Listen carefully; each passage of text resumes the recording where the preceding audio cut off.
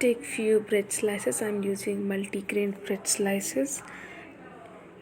Take some melted butter and apply it thoroughly.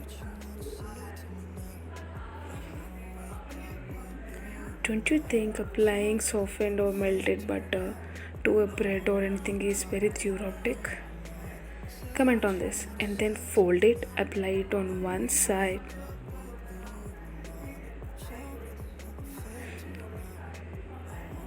Then let's keep it on a heated pan. In the meanwhile, let's add some more butter on the left hand side. You should roast this bread all the sides.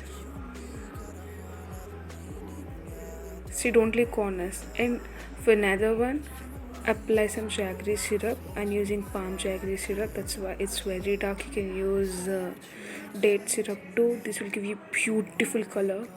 Already my pan is having some butter, so I'm doing it. And now apply it on the other side also. Afterwards, add some butter onto it. You're free to add the amount of butter as per your choice. I love butter. And sprinkle some syrup over it. By the way, you can do it with Hershey chocolate syrup too.